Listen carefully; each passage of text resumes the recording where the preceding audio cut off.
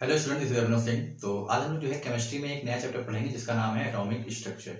ठीक है, तो इसमें हम लोग क्या क्या पढ़ेंगे। सबसे पहले जो है हम लोग discovery of electron, proton, neutron, ठीक है, और काफ़ी सारी चीज़ें पढ़ेंगे जैसे प्रिंसिपल काउंटर नंबर क्या होते हैं, एजी मिथुल काउंटर नंबर क्या होते हैं, हाइजेनबर्ग प्रिंसिपल क्या होता है, और Planck constant theory, Planck quantum theory. ठीक है, तो इन सब के बारे में हम लोग क्या करेंगे, एक एक करके जो है डिटेल में स्टडी करेंगे। तो सबसे पहले हम लोग जो है डिस्कवरी ऑफ इलेक्ट्रॉन के बारे में जानते हैं कि आखिर इलेक्ट्रॉन की डिस्कवरी कैसे हुई थी। तो अच्छा, डिस्कवरी ऑफ इलेक्ट्रॉन से पहले एक चीज हम लोग और जान लेते हैं, थोड़ा बेसिक जान लेते हैं कि आखिर जो है एटॉमिक स्ट्रक्चर है, एटम एटम के बारे में ऐसे पढ़ा होगा, थोड़ा और एक बार देख लेते हैं। तो एटम क्या होता है, ऐसे हम एटम के बारे में जानते हैं। एटम बहुत ही एक स्मॉलेस्ट पार्टिकल होता है, या कह सकते हैं कि एक ऐसा है ना जिसको क्या होता है फर्दर, पहले अगर जॉन डाल्टन एटॉमिक थ्योरी की अगर अकॉर्डिंग बात करें तो एक ऐसा एटम जो होता है वो इनडिविजिबल माना था उन्होंने ना, कि भाई एटम जो होता है इनडिविजिबल होता है। इनडिविजिबल मतलब कि भाई इससे छोटा और कुछ नहीं, सबसे छोटा क्या है, यही है। और एटम को ग्रीक वर्ड में भी क्या करते हैं, इंडिविजुअल ही बोलते हैं, कि इसको क्या कर सकते हैं कि भाई इससे छोटा जो है, मतलब सबसे स्मॉलेस्ट यही, इससे छोटा और कुछ नहीं है, अकॉर्डिंग टू किसके, जॉन डाल्टन एटॉमिक थ्योरी। 1803 से लगभग 1808 के बीच में उन्होंने दी थी। काफी सारी इन्होंने इस पर स्टडी की थी, काफी सारी लॉ ऑफ केमिकल कॉम्बिनेशन की अगर हम बात करें तो काफी सब चीजें से प्रूफ हो जा रही थी। लेकिन कुछ क्वेश्चन अराइज हुए कि आखिर अगर ये इनडिविजिबल है, आगे फर्दर डिवाइड नहीं होता है, तो कुछ क्वेश्चन थे। क्या क्वेश्चन थे? सबसे पहला क्वेश्चन था कि why do the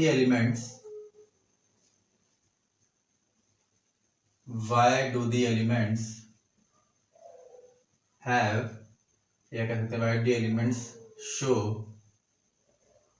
different, why do the elements show different chemical activity. सबसे पहला क्वेश्चन अराइज हुआ कि भाई जो एलिमेंट्स होते हैं डिफरेंट केमिकल एक्टिविटी क्यों देते हैं, शो करते हैं। नेक्स्ट क्वेश्चन क्या था कि व्हाई डू द एलिमेंट्स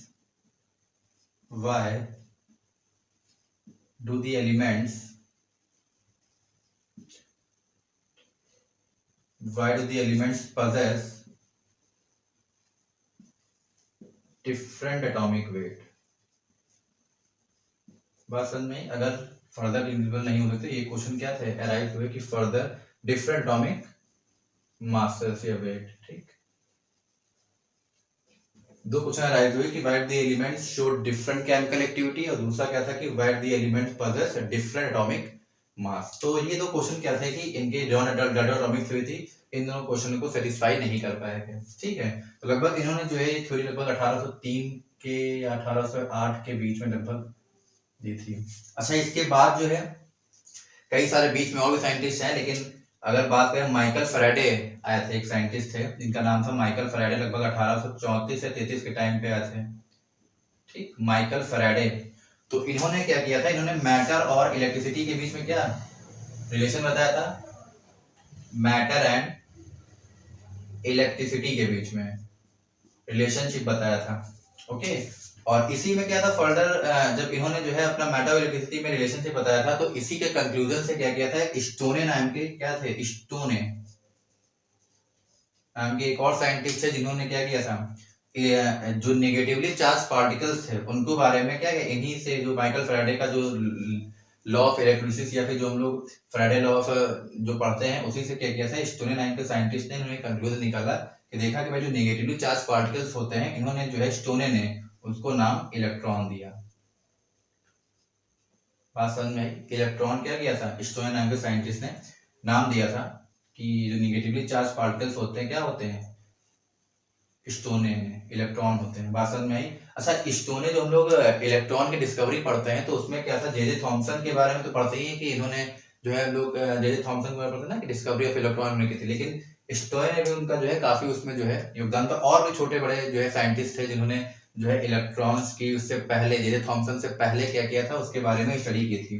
ठीक है, लेकिन जे थॉमसन को ही ज्यादा सिग्निफिकेंस दी जाती है क्योंकि इन्होंने जो है E/m की जो वैल्यू थी वो फाइंड की थी। बात समझे? E मतलब चार्ज ऑफ इलेक्ट्रॉन और मास ऑफ, है ना, E/m का रेशियो जो है फाइंड किया था। बात समझ में आई? तो स्टोने ने क्या किया था कि इलेक्ट्रॉन के बारे में, जो निगेटिवली चार्ज पार्टिकल्स है उसका नाम क्या, इलेक्ट्रॉन, इन्होंने ही किया था। अच्छा, इतनी बात समझ में आई? तो अच्छा, स्टोनी ने जब इनका नाम दे दिया, इतना नोट कर लीजिएगा। इसके बाद जो है, फिर इसके बाद ही फर्दर जो है, जब लोग जे थॉमसन के बारे में पढ़ते हैं कि इलेक्ट्रॉन की इन्होंने की थी, प्रोटॉन की रदरफोर्ड, और न्यूट्रॉन की किसने की थी, चैडविक ने। बात समझ में आई? तो यही तीन क्या होते हैं, सब एटॉमिक पार्टिकल्स होते हैं, जिन्हें फंडामेंटल पार्टिकल भी बोलते हैं। कौन कौन से होते हैं? Electron, proton, neutron. बात समझ में क्या क्या होते हैं? Electron, proton and neutron. बात समझ में, यही हमारे तीन क्या होते हैं, फंडामेंटल पार्टिकल्स होते हैं। फंडामेंटल पार्टिकल्स होते हैं, क्या क्या होते हैं, इलेक्ट्रॉन, प्रोटॉन, न्यूट्रॉन।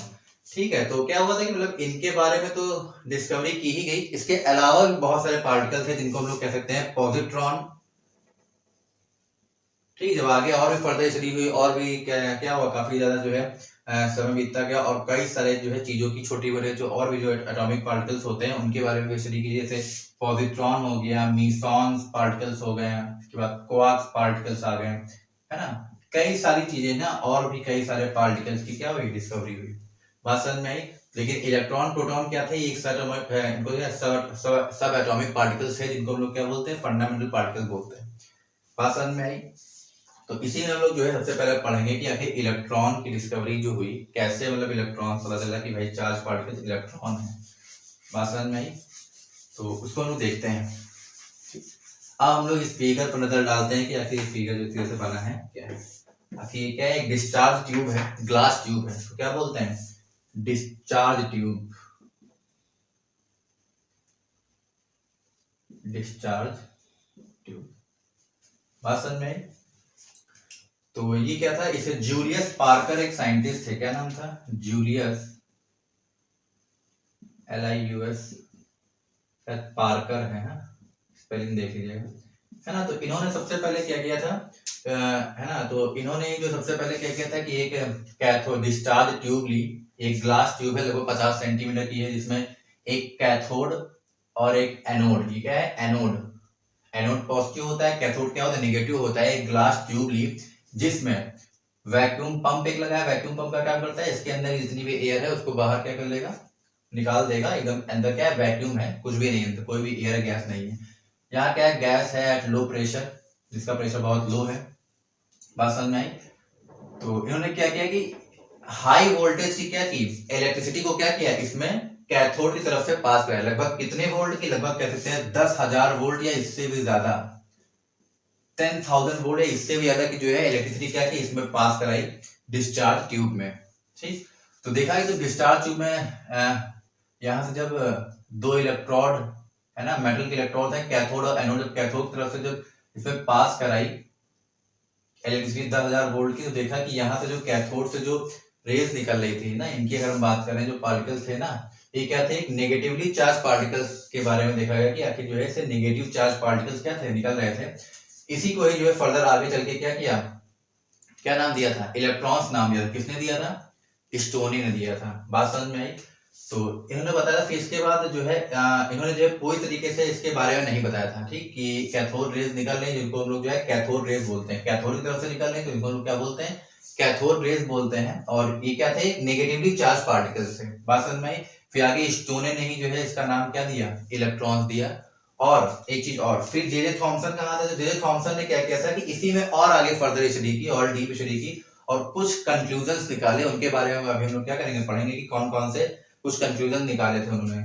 तो अगर हम एक चीज और देखें, तो इलेक्ट्रॉन की अगर हम डिस्कवरी की बात करते हैं, सबसे पहले क्या है, कुछ कंक्लूजन देख लेते हैं कि इसमें कौन कौन से उन्होंने जो है कंक्लूजन निकाले थे। बात इसी में सिंपली अगर इसकी डिफिनेशन की बात करें तो क्या हो जाएगा कि when electric discharge is carried out at very low pressure, क्या होता है जब इलेक्ट्रिक डिस्चार्ज जो है काफी लो प्रेशर पर कैरी किया जाता है, and high potential rays emerging out from cathode is known as cathode rays. क्या होता है जब हाई, जो क्या होता है कि हाई पोटेंशियल रेज क्या होती है, जब इमर्जिंग आउट होती है कहां से, कैथोड से, तो उन्हीं को लोग क्या बोलते हैं, कैथोड रेज बोलते हैं। ये क्या होती है, नेगेटिवली चार्ज को क्या करती है, कैरी करती है।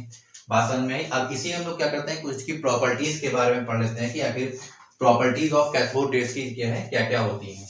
बात समझ में आई? इसे नोट कर लीजिएगा, इसे मिटा देते हैं, लगभग प्रॉपर्टीज तो ज्यादा है। ठीक, properties of cathode rays.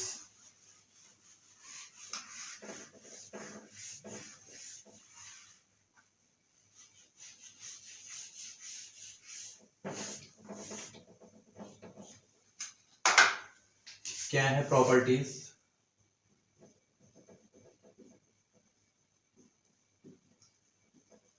Properties of cathode rays. Properties of cathode rays क्या होती है इनके हम देख लेते हैं। तो सबसे पहला क्या होता है कि कंसिस्ट नेगेटिवली चार्ज पार्टिकल्स। तो इसमें क्या होता है, नेगेटिवली चार्ज पार्टिकल्स होते हैं, या कह सकते हैं नेगेटिव चार्ज क्या होते हैं, कैरी करता है। बात समझ में। थर्ड क्या होता है कि इसका जो चार्ज अपॉन मास रेशियो होता है, या ई अपॉन एम की अगर हम बात करें, जो रेशियो क्या होता है, कांस्टेंट होता है। मतलब क्या होता है कि जो इसका मटेरियल है ग्लास ट्यूब का, और जो इसमें जो भी गैस भरी है, वो क्या होता है ई अपॉन एम के रेशियो पर क्या होता है, फर्क नहीं डालती, कोई भी इस पर क्या होता है, इफेक्ट नहीं होता। वही अगर प्रोटॉन में भी देखेंगे तो उसमें क्या होगा, इफेक्ट डालेगा, उसको भी आगे देखेंगे। तो थर्ड पॉइंट क्या है इसमें, क्या होता है, it can rotate light fly wheel proving that it has a kinetic energy. जैसा लाइट फ्लाई व्हील की अगर हम बात करें, अगर हम कहने का मतलब है कि जो नेगेटिव चार्ज कैरी करता है, नेगेटिव चार्ज पार्टिकल्स हैं, इसके बीच में अगर एक फ्लाई व्हील रख दें, फ्लाई व्हील समझते हैं, मतलब एक ऐसे पंखा टाइप का होता है, ऐसे अगर रख दें, इसे देख रहे हैं, ठीक इस टाइप का होता है, कागज का या फिर किसी चीज का रख दे इसके बीच में, तो क्या हो जाएगा कि ये क्या कर देगा, इसको मूव करा देगा ना, ये घूमने लगेगा। तो इससे ये प्रूफ होता है कि इसमें क्या है, काइनेटिक एनर्जी है। फोर्थ क्या है कि get deflected in magnetic field and electric field. ये क्या होता है कि मैग्नेटिक फील्ड और इलेक्ट्रिक फील्ड में क्या होता है, डिफ्लेक्ट होता है। पांचवा है कि इसमें थर्मो आयनिक क्या होता है, आयनिक इमिशन होता है। जब भाई इस पर प्लेट पे पड़ेगी तो कुछ ना कुछ आयन से क्या होता है, इमिशन होता है। छठा क्या है कि इसमें photographic plate that is some negatively charge particle there, है ना, क्या करता है, फोटोग्राफिक प्लेट को अफेक्ट करता है। फोटोग्राफिक प्लेट समझ रहे ना, वही जो है ना, जिसमें फोटो क्या करता है, हम लोग निकालते हैं, फोटोग्राफिक प्लेट या एक्सरे वाली, वो हम लोग कह सकते हैं, जो एक्सरे वाली फिल्म होती है, एक्सरे वाली, वही क्या होती है, फोटोग्राफिक प्लेट होती है। उसमें क्या होता है, क्या उसको भी क्या करती है, उस पर भी इफेक्ट डालती है। इसमें होता है कि नेगेटिवली चार्ज पार्टिकल्स, इससे पता चलता है कि उसमें क्या है, नेगेटिव चार्ज पार्टिकल्स, जिसको हम लोग क्या बोलेंगे, इलेक्ट्रॉन बोलेंगे। एक और पॉइंट है, उसको भी देख लेते हैं, ठीक है। उसमें क्या होता है, ई अपॉन एम की रेशियो की वैल्यू,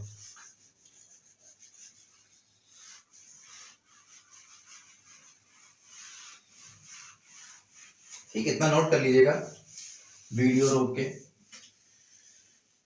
तो क्या है, प्रोडक्शन ऑफ कैथोड रेज, मतलब कैथोड रेज के जरिए ही हम लोगों को क्या पता चला था, इलेक्ट्रॉन्स के बारे में पता चला था कि कुछ नेगेटिवली चार्ज पार्टिकल्स या नेगेटिव चार्ज। क्या है कि जो E upon m of cathode ray remains constant because value does not depends on the nature of cathode material and gas present in discharge tube। बात समझ में आई? तो कहने का मतलब है चार्ज और मास ऑफ होता है इलेक्ट्रॉन का, वो जो कैथोड रे का जो रेशियो होता है वो क्या होता है, कांस्टेंट होता है। क्यों, मैंने बताया था कि जो वैल्यू होती है डिपेंड नहीं करती है कि ये मटेरियल किस चीज, कैथोड मटेरियल किस चीज का है, और कि उसके अंदर गैस कौन सी भरी है, किसमें, डिस्चार्ज ट्यूब में। ये क्या करता है, इस पर डिपेंड नहीं करता है। बात समझ में आई? तो इन्हीं सब चीजों के बारे में क्या था कि थॉमसन ने सबसे अच्छी तरीके से क्या किया था, एक्सप्लेन किया था। इसीलिए जो है सबसे ज्यादा केट जो होता है इलेक्ट्रॉन्स के बारे में या नेगेटिव चार्ज पार्टिकल के बारे में पता लगाने का, वो केट हमारा जो है जे थॉमसन को जाता है। बात समझ में आई?